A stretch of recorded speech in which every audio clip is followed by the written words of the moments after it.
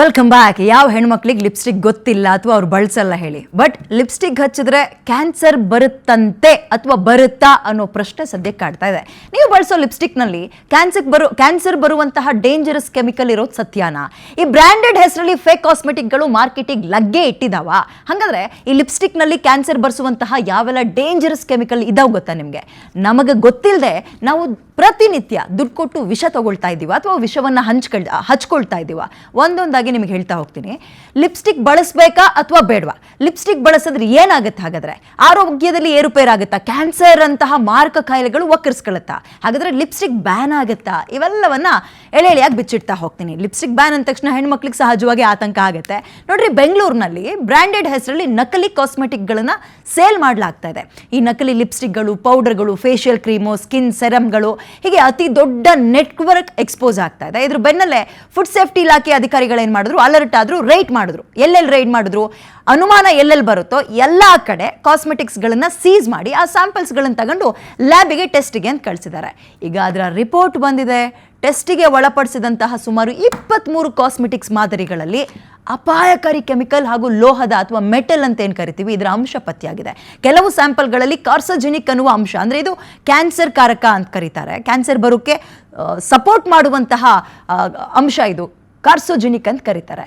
ಇದು ಸಿಕ್ಕಿದೆ. ಟೆನ್ಷನ್ ಶುರುವಾಗ್ತಾ ಇರೋದು ಇಲ್ಲಿಂದ ರೀ. ಯಾಕಂದ್ರೆ ನೀವು ತುಟಿಗೆ ಹಚ್ಕೊಳ್ಳೋ ಲಿಪ್ಸ್ಟಿಕ್ ಇದೆಯಲ್ಲ, ಖಂಡಿತವಾಗ್ಲೂ ಚೂರು ಚೂರು ಹೊಟ್ಟೆಗಂತೂ ಸೇರಿರುತ್ತೆ. ಹೊಟ್ಟೆ ಸೇರಿದ್ರೆ ಕ್ಯಾನ್ಸರ್ ರೋಗ ತರಿಸುವಂತಹ ಕೆಮಿಕಲ್ ಹೊಟ್ಟೆ ಸೇರಿದಂಗಲ್ವಾ? ಹೀಗಾದ್ರೆ ರಸ್ತೆ ಬದಿಯಲ್ಲಿ ಕಡಿಮೆ ಬೆಲೆಗೆ ಸಿಗುತ್ತೆ, 50, 100ಕ್ಕೆ 200ಕ್ಕೆ ಎಲ್ಲ ಸಿಗುತ್ತೆ ಅಂತ ಸಿಕ್ಕ ಲಿಪ್ಸ್ಟಿಕ್ಗಳನ್ನು ತಗೊಳ್ತಾ ಇರೋರು ತಗೊಳ್ಬೇಕಾ ಅಥವಾ ಬೇಡವಾ ಅನ್ನೋದನ್ನು ನೀವು ಇನ್ನು ಮುಂದೆ ಯೋಚನೆ ಮಾಡಬೇಕು. ಬ್ರ್ಯಾಂಡ್ ಹೆಸರನ್ನ ನಕಲಿ ಮಾಡ್ತಾರೆ, ಮಾರಾಟ ಮಾಡ್ತಾ ಇದ್ದಾರೆ. ಆ ಕಳಪೆ ಪ್ರಾಡಕ್ಟ್ಗಳನ್ನು ಬಳಸಿದ್ರೆ ಸೌಂದರ್ಯ ಜಾಸ್ತಿ ಮಾಡೋದಿರಲಿ, ನಾಳೆ ಕಾಯಿಲೆ ತರುತ್ತೆ. So be careful. ಇದು ನಿಮ್ಮನ್ನು ಹೆದರಿಸುವ ಸಲುವಾಗಿ ಅಲ್ಲ, ಎಚ್ಚರಿಸುವ ಸಲುವಾಗಿ. ಹಾಗಾದರೆ ಯಾವೆಲ್ಲ ಲಿಪ್ಸ್ಟಿಕ್ಗಳನ್ನು ಹಾಕ್ಕೊಂಡ್ರೆ ಕ್ಯಾನ್ಸರ್ ಅಥವಾ ಕ್ಯಾನ್ಸರ್ ಕಾರಕ ಅಂಶಗಳು ಸೇರಿದೆ, ಕ್ಯಾನ್ಸರ್ ಬರಬಹುದು? ಹಾಗಾದರೆ ಲಿಪ್ಸ್ಟಿಕ್ಗಳನ್ನು ತಗೊಳ್ಳೋದು ಹೇಗೆ? ಲಿಪ್ಸ್ಟಿಕ್ ಬ್ಯಾನ್ ಅಂದ್ಬಿಟ್ರೆ ಹೆಣ್ಮಕ್ಳು ಯದ್ವಾ ಹೆದರೋಗ್ಬಿಡ್ತಾರೆ. ಬೇಕಾದರೆ ಅದೊಂದು ಮಾತಿದೆ, ಏನು ಬೇಕಾದರೂ ಬಿಟ್ಟಿರ್ತಾರೆ, ಮೊಬೈಲಿನ ಬಿಟ್ಟಿರಲ್ಲ ಅಂತ. ಬಟ್ ಹೆಣ್ಮಕ್ಳು ವಿಚಾರದಲ್ಲಿ ಸುಳ್ಳದು. ಏನು ಬೇಕಾದರೂ ಬಿಟ್ಟಿರ್ತಾರೆ, ಲಿಪ್ಸ್ಟಿಕ್ಕನ್ನು ಬಿಟ್ಟು ಮನೆಯಿಂದ ಹೊರಗೆ ಬರಲ್ಲ ಅಂತ. ಎಲ್ಲರೂ ಬಹುಶಃ ಒಪ್ಕೋತಾರ ಇದನ್ನ ಅಂತ 90% ಹೆಣ್ಮಕ್ಳು. ಬಟ್ ಅದೇ ಲಿಪ್ಸ್ಟಿಕ್ ಹೊಟ್ಟೆಗೆ ಸೇರ್ತಾ ಇದೆ, ಅದು ಕ್ಯಾನ್ಸರ್ ಕಾರಕ ಅಥವಾ ಕ್ಯಾನ್ಸರ್ನ ತರಿಸ್ಬೋದು ಅಂದಾಗ ನಾವು ಎಚ್ಚರಿಕೆಯಿಂದ ಇರಬೇಕಲ್ವಾ? ಲಿಪ್ಸ್ಟಿಕಲ್ಲಿ ಏನೇನು ಕೆಮಿಕಲ್ ಇದೆ, ಅದರ ಎಫೆಕ್ಟ್ ಏನಾಗುತ್ತೆ, ಇದನ್ನು ನಾನು ಹೇಳೋಕ್ಕಿಂತ ಹೆಚ್ಚಾಗಿ ಅದರ ಎಕ್ಸ್ಪರ್ಟ್ಗಳಿಂದಲೇ ಲಿಪ್ಸ್ಟಿಕ್ ತೊಗೋಬೇಕಾದ್ರೆ ನಾವು ಏನು ನೋಡಬೇಕು, ಯಾವ ಅಂಶವನ್ನು ಗಮನದಲ್ಲಿ ತಗೋಬೇಕು? ಸಾಮಾನ್ಯ ನಾವು ಲಿಪ್ಸ್ಟಿಕ್ ಹೆಂಗೆ ತಗೊಳ್ತೀವಿ ಹೇಳಿ?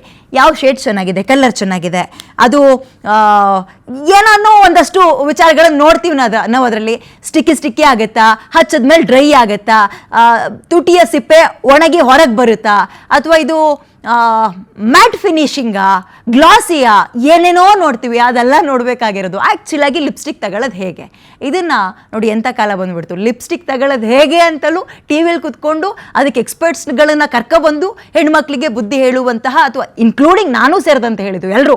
ಯಾವ ಹೆಣ್ಮಕ್ಳು ಲಿಪ್ಸ್ಟಿಕ್ ಹಚ್ಕೊಳ್ಳಲ್ಲ ಹೇಳ್ರಿ? ಇವಾಗ ಸ್ಕೂಲ್ಗೆ ಹೋಗೋ ಮಕ್ಕಳಿಂದ ಹಿಡಿದು ಕಾಲೇಜಿಗೆ ಹೋಗೋ ಮಕ್ಕಳು ಕೂಡ ಇವಾಗ ಲಿಪ್ಸ್ಟಿಕ್ಕನ್ನು ಬಿಟ್ಟು ಹೊರಗೆ ಬರಲ್ಲ, ಕೆಲಸಕ್ಕೆ ಹೋಗೋರಾಗಿರ್ಬೋದು. ಬಟ್ ರೋಡಲ್ಲಿ ಅತಿ ಕಡಿಮೆ ಬೆಲೆಗೆ ಸಿಗುತ್ತೆ ಅಂತ ಬ್ರ್ಯಾಂಡೆಡ್ಗಳ ಹೆಸರುಗಳನ್ನು ನಕಲು ಮಾಡಿರ್ತಾರೆ, ಒಂದೊಂದು ಅಕ್ಷರ ಎಕ್ಸ್ಚೇಂಜ್ ಮಾಡಿರ್ತಾರೆ. ನಾವು ಅಂಗಡಿಲಿ ತಗೊಳ್ಳೋದು ಯಾಕೆ ಅಷ್ಟು ದುಡ್ಡು ಕೊಟ್ಟು ಅಂದ್ಕೊಂಡು ರೋಡ್ ಸೈಡಲ್ಲಿ ತಗೊಂಡಿರ್ತೀವಿ. ಓಕೆ, ಸೌಂದರ್ಯ ತಜ್ಞೆ ಡಾಕ್ಟರ್ ವಿದ್ಯಾ ನಮ್ಮ ಜೊತೆಗೆ ಝೂಮ್ ಲೈವಿಗೆ ಜಾಯ್ನ್ ಆಗ್ತಾ ಇದ್ದಾರೆ. ಒಂದ್ಸಲ ಮಾತಾಡ್ಸೋಣ. ಮೇಡಮ್ ನಮಸ್ಕಾರ, ನನ್ನ ಧ್ವನಿ ಕೇಳಿಸ್ತಾ ಇದೆ ಅನ್ಕೊಳ್ತೀನಿ. ನಮಸ್ಕಾರ. ಈಗ ಸಾಮಾನ್ಯ ಲಿಪ್ಸ್ಟಿಕ್ ನೀವು ಸೇರಿದಂತೆ ಎಲ್ಲ ಹೆಣ್ಮಕ್ಳಿಗೂ ಅಚ್ಚುಮೆಚ್ಚು, ಪ್ರಾಣ ಅಂದ್ರೂ ಕೂಡ ತಪ್ಪಾಗ್ಲಿಕ್ಕಿಲ್ಲ. ಬಟ್ ಈ ಲಿಪ್ಸ್ಟಿಕ್ ಹಚ್ಕೊಂಡ್ರು ಕ್ಯಾನ್ಸರ್ ಬರುತ್ತಂತೆ ಅನ್ನುವ ಪ್ರಶ್ನೆ ಇದೆಯಲ್ಲ, ಭಯ ತರಿಸ್ತಾ ಇದೆ. ಯಾಕೆ ಡಾಕ್ಟ್ರೆ, ಅಂತದ್ದು ಏನಿರುತ್ತೆ ಲಿಪ್ಸ್ಟಿಕ್ ಅಲ್ಲಿ? ನೀವ್ ಹೇಳ್ದಂಗೆ ಲಿಪ್ಸ್ಟಿಕ್ ಅನ್ನೋದು ಸೌಂದರ್ಯ ಎನ್ಹ್ಯಾನ್ಸಿಂಗ್ ಅಂತ ಹೇಳ್ತೀವಿ ನಾವು. ಅದು ಇದೇ ವಯಸ್ಸಿನವರು ಅಂತಲ್ಲ, ಎಲ್ಲಾ ವಯಸ್ಸಿನವರು ಹಚ್ಕೋತಾರೆ, ಮಕ್ಕಳು ಹಚ್ಕೋತಾರೆ. ಫಂಕ್ಷನ್ ಮುಂಚೆ ಇತ್ತು, ಇವಾಗ ಎಲ್ಲಾರು ದಿನ ಹಚ್ಕೋತಾರೆ ಲಿಪ್ಸ್ಟಿಕ್. ಡೆಫಿನೆಟ್ಲಿ ಕ್ಯಾನ್ಸರ್ ಅನ್ನೋ ಭಯ ಎಲ್ಲಾರ್ಗು ಇದೆ. ಬಟ್ ಅದು ಹೇಗ್ ಬರುತ್ತೆ, ಎಲ್ಲಿಂದ ಬರುತ್ತೆ ಅನ್ನೋದು ಯಾರಿಗೂ ಗೊತ್ತಿರೋದಿಲ್ಲ. ಕಾರ್ಸಿನೋಜೆನಿಕ್ ಅಂದ್ರೆ, ಇವಾಗ ನೀವು ಕಾರ್ಸಿನೋಮಾ ಅಂದ್ರೆ ಕ್ಯಾನ್ಸರ್ ಅಂತ ಹೇಳ್ತೀವಿ. ಕಾರ್ಸಿನೋಜೆನಿಕ್ ಇಂಗ್ರೀಡಿಯೆಂಟ್ಸ್ ಅಂದ್ರೆ ಕ್ಯಾನ್ಸರ್ ಕಾಸಿಂಗ್ ಇಂಗ್ರೀಡಿಯೆಂಟ್ಸ್ ಅಂತ ಹೇಳ್ತೀವಿ. ಅದು ಎಲ್ಲದಕ್ಕೂ ಇರೋದು ಡೆಫಿನೆಟ್ಲಿ ನಾರ್ಮಲ್. ಸೊ ಈ ಲಿಪ್ಸ್ಟಿಕ್ ಅಲ್ಲೂ ಇವಾಗ ನಾವು ಸದ್ಯಕ್ಕೆ ಲಿಪ್ಸ್ಟಿಕ್ ಮಾತಾಡ್ತಾ ಇರೋದ್ರಿಂದ, ಲಿಪ್ಸ್ಟಿಕ್ ಅಂದ್ರೆ ಏನು? ಕಲರ್. ಸೊ ಅದ್ರಲ್ಲಿ ಬೇರೆ ಬೇರೆ ಕಲರ್ಸ್ ಹಾಕ್ತಾರೆ. ಅದರಿಂದ ಅಲರ್ಜಿ ಆಗ್ಬೋದು ನಿಮ್ಗೆ.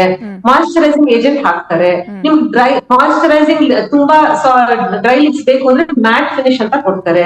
ಸೊ ನಿಮ್ ಕಲರ್ ಅಲರ್ಜಿ ಆಗ್ಬಹುದು. ಆ ಮ್ಯಾಟ್ ಫಿನಿಶ್ ಏನ್ ಹಾಕ್ತಾರೋ ಆ ಇಂಗ್ರೀಡಿಯೆಂಟ್ಸ್ ಅಲರ್ಜಿ ಆಗ್ಬಹುದು.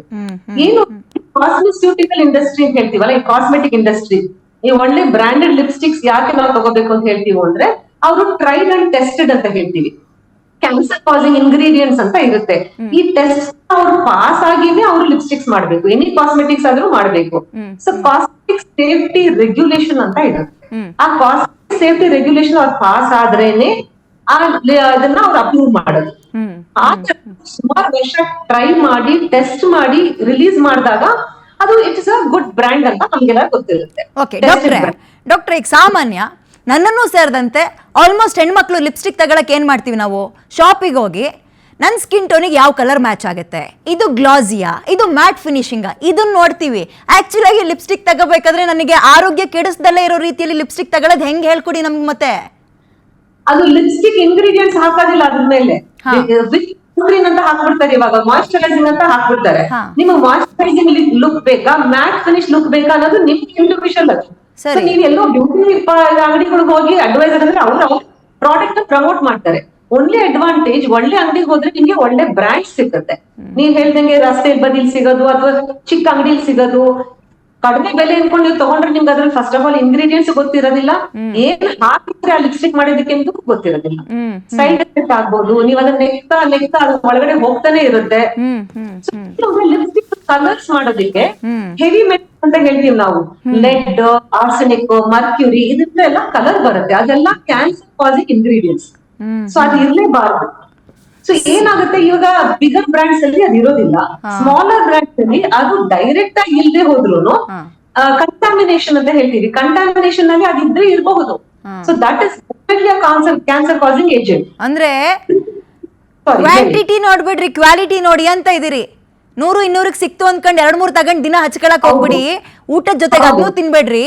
ಸ್ವಲ್ಪ ದುಡ್ಡು ಹೆಚ್ಚಿಗೆ ಆದ್ರೂ ಪರವಾಗಿಲ್ಲ, ಸೌಂದರ್ಯ ಜೊತೆಗೆ ಆರೋಗ್ಯನೂ ಕಾಪಾಡ್ಕೊಳ್ಳಿ. ಲಿಪ್ಸ್ಟಿಕ್ ನ ಚೆನ್ನಾಗಿರೋ ಕಡೆ ಹೋಗಿ ತಗೊಳ್ಳಿ ಅಂತ ಇದೀರಿ ಹೆಣ್ಮಕ್ಳಿಗೆ. ಪೆನ್ನಿ ವೈಸ್ ಪೌಂಡ್ ಸೊಲ್ಯೂಷನ್ ಅಂತ ಒಂದು ಇಂಗ್ಲಿಷ್ ನಲ್ಲಿ ಸೇಯಿಂಗ್ ಇದೆ. ಸೊ ನೀವು ಕಡಿಮೆ ಲಿಪ್ಸ್ಟಿಕ್ ತಗೊಂಡ್ಬಿಟ್ಟು ನೀವು ಸೈಡ್ ಎಫೆಕ್ಟ್ ಅಂತ ಬರ್ತೀರಾ, ತುಟಿ ಕಪ್ಪಾಯ್ತು ಅಂತ ಬರ್ತೀರಾ, ಕ್ಯಾನ್ಸರ್ ಹೇಗ್ ಬಂತು ಅಂತ ಗೊತ್ತಿಲ್ಲ ಅಂತ ಬರ್ತೀರಾ. ಸೊ ಹಾಗೆ ಮಾಡ್ಬೇಕು. ಮೊದ್ಲೇ ಇನ್ವೆಸ್ಟ್ ಮಾಡಿ ಒಳ್ಳೆ brand, certified brand, tried and tested brand ತಗೋಬೇಕು ನೀವು. ತಗೊಂಡಾದ್ಮೇಲೆ ನಿಮ್ಗೆ ಕಲರ್ಸ್ ಅಲರ್ಜಿ ಆಗಬಹುದು. ಅದ್ರಲ್ಲಿ ಫಾರ್ಮಾಲ್ಡಿಹೈಡ್ ಅಂತ ಒಂದು ಪ್ರಿಸರ್ವೇಟಿವ್ ಹಾಕ್ತಾರೆ ಲಿಪ್ಸ್ಟಿಕ್ ಲಾಂಗ್ ಟೈಮ್ ಇರ್ಲಿ ಅಂತ. ಒಂದೊಂದ್ಸಲ ಎಕ್ಸ್ಪೈರಿ ಡೇಟ್ ನೋಡಿರಲ್ಲ, ಅದ್ರಲ್ಲಿ ತಗೊಂಡ್ಬಿಟ್ಟಿರ್ತೀರಾ. ಸೊ ಎಕ್ಸ್ಪೈರಿ ಡೇಟ್ ನೋಡ್ಬೇಕು. ಡೇಟ್ ಅಷ್ಟೇ ಹಾಕಿರೋದು, ಇಂಗ್ರೀಡಿಯೆಂಟ್ಸ್ ಹಾಕಿರೋದಿಲ್ಲ. ಫಾರ್ಮಾಲ್ಡಿಹೈಡ್ ಅಂತ ಒಂದು ಇಂಗ್ರೀಡಿಯೆಂಟ್ ಹಾಕ್ತಾರೆ, ಅದು ಪ್ರಿಸರ್ವೇಟಿವ್ ಅಂತ ಹೇಳ್ತೀವಿ ನಾವು. ಅಥವಾ ಈ ಮರ್ಕ್ಯೂರಿ ಹೆವಿ ಮೆಟಲ್ಸ್ ಅಂತ ಹೇಳ್ತೀವಿ, ಅದು ಇರಬಹುದು. ಅಥವಾ ಸರ್ಟಿನ್ ಡೈಸ್ ಅಂತ ಹೇಳ್ತೀವಿ, ಕಲರ್ ಬರ್ತಿ ಅಂತ ಯಾವ್ದಾವ್ದು ಡೈಸ್ ಹಾಕಿರ್ತಾರೆ, ಅದನ್ನು ಕ್ಯಾನ್ಸರ್ ಕಾಸಿಂಗ್ ಆಗಬಹುದು. ಓಕೆ ಡಾಕ್ಟ್ರೆ, ಇದ್ರ ಜೊತೆಗೆ ಇನ್ನೊಂದು ಪ್ರಶ್ನೆ. ಚಿಕ್ಕ ಮಕ್ಕಳಿಗೆ ಸಾಮಾನ್ಯ ಮನೆಯಲ್ಲಿ ಆದಷ್ಟು ದೂರ ಇಡ್ತೀವಿ ಈ ಮೇಕಪ್ ಮಟೀರಿಯಲ್ಗಳಿಂದ. ಓಕೆ, ಮಕ್ಕಳನ್ನ ದೂರ ಇಟ್ಟಿರ್ತೀವಿ, ಆದ್ರೂ ಮಕ್ಕಳು ಕೇಳಲ್ಲ, ಕದ್ದಾದ್ರೂ ಹಚ್ಕೊಳ್ತವೆ ಅಥವಾ ಹಠ ಮಾಡಿದ್ರೂ ಹಚ್ಚಿಸ್ಕೊಳ್ತಾರೆ. ನನಗೆ ಲಿಪ್ಸ್ಟಿಕ್ ಹಚ್ಕೊಳ್ಳೋಕೆ ಏಜ್ ಅಂತ ಹೇಳ್ಬೋದಾ? ಇಷ್ಟು ವರ್ಷದ ಒಳಗೆ ಮಕ್ಕಳಿಗೆ ಲಿಪ್ಸ್ಟಿಕ್ ಅನ್ನ ಬಳಸಲೇಬೇಡಿ, ಮೇಕಪ್ ಮಟೀರಿಯಲ್ನ ಬಳಸಲೇಬೇಡಿ ಅಂತ ಹೇಳ್ಬೋದಾ? ಹೇಳ್ಬಹುದು, ಡೆಫಿನೆಟ್ ಆಗಿ. ಮಕ್ಕಳಿಗೆ ಲಿಪ್ಸ್ಟಿಕ್ ಬೇಕಾಗಿಲ್ಲ, ಅವ್ರು ಆಕ್ಚುಲಿ ಚೆನ್ನಾಗೇ ಇರ್ತಾರೆ. ಮಕ್ಕಳು ನನ್ನ ಹತ್ರ ಬರೋಗೆಲ್ಲ ನಾನು ಹೇಳ್ತೀನಿ, ನೀನ್ ಅಮ್ಮ ಆದಾಗ ನೀನ್ ಟೀಚರ್ ಆದಾಗ ಹಾಕು ಅಂತ ಹೇಳ್ತೀವಿ ನಾವು. ಅವ್ರಿಗೆ ಯಾವ ಕಾಸ್ಮೆಟಿಕ್ಸ್ ಬೇಕಾಗಿಲ್ಲ. ನಾವ್ ಮಕ್ಕಳು 5 ವರ್ಷ ಆಗೋ ತನಕ ಮಾಯಿಶ್ಚರೈಸರ್ ಬೇಡ ಅಂತ ಹೇಳ್ತೀವಿ ನಾವು. ಆಕ್ಚುಲಿ ಅವ್ರ ಬಾಡಿಯಲ್ಲಿ ಮಾಯಿಶ್ಚರೈಸಿಂಗ್ ಏಜೆಂಟ್ ಇರುತ್ತೆ, ತುಟಿ ಚೆನ್ನಾಗೇ ಇರುತ್ತೆ. ಸೊ ಏಜ್ ಆಗ್ತಾ ಮೇ ಬಿ ನಮ್ಗೆ ಸ್ವಲ್ಪ ಪೇಲ್ನೆಸ್ ಬಂದಾಗ ಲಿಪ್ಸ್ಟಿಕ್ ಬೇಕಾಗಬಹುದು. ಅಷ್ಟೊಂದು ನಮ್ಗೆ ಬುದ್ಧಿನೂ ಬಂದಿರುತ್ತೆ ಯಾವ ತರ ಬ್ರ್ಯಾಂಡ್ ತಗೋಬೇಕು ಅನ್ನೋದು ಅಲ್ವಾ. Correct correct correct correct. So impurities ಅನ್ನ ಏನ್ ಹೇಳ್ತೀವಿ, ಇವಾಗ ನೀವು ಲೋಕಲ್ ಅಲ್ಲಿ ಒಂದು ಬ್ರ್ಯಾಂಡ್ ತಗೊಂಡ್ಬಿಡ್ತೀರಾ, ಕಲರ್ ಚೆನ್ನಾಗಿತ್ತು, ಸಾಫ್ಟ್ ಆಗಿತ್ತು, ಶೈನಿಂಗ್ ಇತ್ತು ಅಂತ. ಆದ್ರೆ ನಿಮ್ಗೆ ಲಿಪ್ಸ್ಟಿಕ್ ಅಂತ ಗೊತ್ತಾಗ್ತೇ ಇಲ್ಲ ನಿಮ್ಗೆ. ನಾನೇನೋ ತಿಂದಿದ್ದೀನಿ, ಏನೋ ಲಿಪ್ಸ್ಟಿಕ್ ಅಲರ್ಜಿ ಬಂತು ಅಂತಾನೆ ಅನ್ಸುತ್ತೆ. ಬೇಜಾರಾಗುತ್ತೆ ನಿಮ್ಗಲ್ವಾ. ನಮಗೆ ಆ ಸಮಯ ಹೇಳ್ಬೋದಾ ಡಾಕ್ಟ್ರೆ, ಈ ಲಿಪ್ಸ್ಟಿಕ್ ಬ್ರ್ಯಾಂಡ್ ಅನ್ನೋದು ನನಗೆ ಹೊಂದಾಣಿಕೆ ಆಗ್ತಾ ಇಲ್ಲ, ಇದು ಹಚ್ಚಿದಕ್ಕೆ ತುಟಿ ಬಣ್ಣ ಬದಲಾಯಿತು ಅಥವಾ ಇದು ಹಚ್ಚಿದಕ್ಕೆ ರ್ಯಾಷಸ್ ಅಥವಾ ಅಲರ್ಜಿ ಆಯ್ತು, ಆ ಸಮಯ ಪೀರಿಯಡ್ ಹೇಳ್ಬೋದಾ ನಮ್ಗೆ? ಸುಮಾರು ಜನ ಬರ್ತಾರೆ ಆತರ. ಲಿಪ್ಸ್ಟಿಕ್ ಹಚ್ಚಿದ್ರೆ ನನ್ನ ಸ್ಕಿನ್ ಲಿಪ್ಸ್ ಡ್ರೈ ಆಯ್ತು, ಕಪ್ಪಾಯ್ತು. ಕಪ್ಪಾಗೋದಕ್ಕೆ ಏನೇನೋ ಕಾರಣ ಇರ್ಬೋದು, ಬಟ್ ಡೆಫಿನೆಟ್ಲಿ ಲಿಪ್ಸ್ಟಿಕ್ ಒಂದು. ಲಿಪ್ಸ್ಟಿಕ್ ಒಂದೊಂದ್ಸಲ ಒಳ್ಳೆ ಬ್ರ್ಯಾಂಡ್ ಆಗಿದ್ರು ಆ ಪರ್ಟಿಕ್ಯುಲರ್ ಕಲರ್ ಅಲರ್ಜಿ ಆಗ್ಬೋದು. ಅದ್ರಲ್ಲಿ ಏನ್ ಇಂಗ್ರೀಡಿಯೆಂಟ್ಸ್ ಇವಾಗ ಮ್ಯಾಟ್ ಫಿನಿಶ್ ಅಂತ ತಗೋತಾರೆ ಸುಮಾರು ಜನ. ಹೌದು. ಯಾಕಂದ್ರೆ ಲುಕ್ ಇದ್ರೆ ನಿಮ್ಗೆ ಅದು ಬೇಗ ಹೊರಟೋಗ್ಬಿಡುತ್ತೆ matte finish. Correct. Matte finish talc ಅಂತ ಹಾಕ್ತೀವಿ, ಹ್ಮ್. ಹಾಕ್ತಾರೆ. ಟಾಲ್ಕ್ ಅಂದ್ರೆ ಈ ಪೌಡರ್ ತರ. ಅದ್ರಲ್ಲಿ asbestos ingredient as a contamination ಇರುತ್ತೆ. That can cause allergy, that is cancer causing. ಅದಕ್ಕೋಸ್ಕರ any cosmetics it is not so simple. ಹಿಂಗೆ ಅಷ್ಟು ಈಸಿ ಅಲ್ಲ. ಸುಮ್ನೆ ನನ್ಗೆ ಇಷ್ಟ ಆಯ್ತು, ಕಡಿಮೆ ಬೆಲೆ ಸಿಕ್ತು.